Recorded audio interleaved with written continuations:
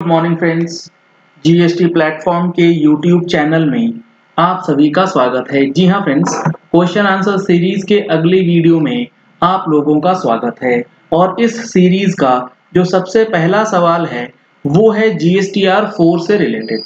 जी हाँ friends, GSTR 4 की last date है 30 अप्रैल 2022 जो कल एंड हो रही है। और अगर आपने ये रिटर्न कल नहीं फाइल करी और आप एक कॉम्पोजिशन टैक्स पेयर हैं तो आपके लिए लेट फीस जो है वो स्टार्ट कर दी जाएगी। लेकिन अब यहाँ कंफ्यूजन ये है कि ये जो लेट फीस है ये लगेगी कितनी।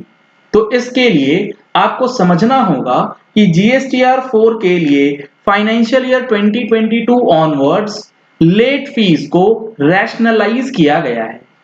मतलब अगर आपकी नील की रिटर्न जाएगी तो मैक्सिमम लेट फीस जो लगेगी वो लगेगी 250 रुपए सीजीएसटी और 250 रुपए एसजीएसटी, यानी कि टोटल में 500 रुपए की लेट फीस लगेगी।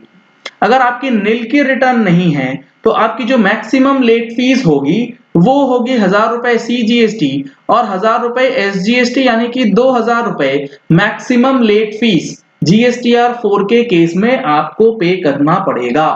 और कल रिटर्न क्यों नहीं फाइल हो सकती है उसका सबसे बड़ा कारण है नेगेटिव लाइबिलिटी का एडजस्टमेंट, जो कि आपके नेगेटिव कैश लेजर को करके कर दिया गया है जीएसटी पोर्टल के जरिए। तो इसके लिए आपको थोड़ा सा वेट करना पड़ सकता है। अगर आप वेट कर सकते हैं तो आप लेट फीस भरेंगे, नहीं वेट करेंगे तो आपको कैश के बराबर पेमेंट करके अपनी रिटर्न फाइल कर देनी है और फिर उसका रिफंड जो है वो क्लेम कर लेना है।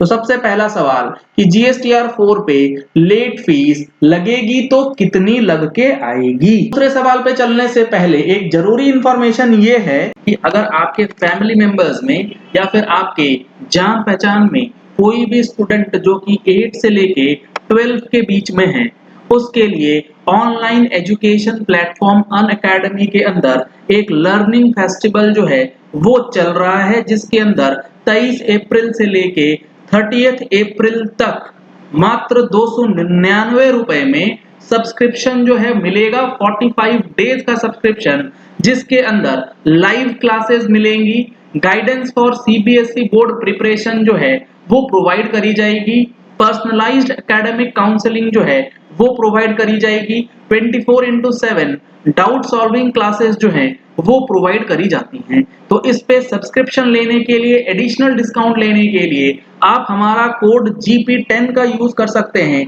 जिसका लिंक आपको वीडियो के डिस्क्रिप्शन बॉक्स में भी दिया गया है और सारी डिटेल्स आपको उस वीडियो के डिस्क्रिप्शन लिंक से पता लग जाएंगी। अगर आप सीए कर रहे हैं या फिर आप एक प्रैक्टिकल और प्रोफेशनल लाइफ के जो कि टैक्सेशन और फाइनेंस से रिलेटेड है उसके लिए भी आप अनअकैडमी प्लेटफॉर्म से जुड़ सकते हैं, जिसमें आपको हर एक पेपर्स के लिए, चाहे वो लॉ का पेपर हो, इनडायरेक्ट टैक्सेशन का पेपर हो, डायरेक्ट टैक्सेशन का पेपर हो, अकाउंटेंसी का पेपर हो, हर चीज के लिए आपको यहाँ पर हेल्प जो है वो मिल जाती है। दूसरा सवाल ये है कि अगर आपने आरसीएम का पेमेंट किया है और वो आरसीएम की लाइबिलिटी जो आपने पे करी और उसके बाद इनपुट टैक्स क्रेडिट जो आपने क्लेम कर लिया है, तो वो क्लेम करने की वजह से आपका जो आईटीसी वाला टेबल है वो रेड हो जाता है। तो उससे कोई दिक्कत है क्या?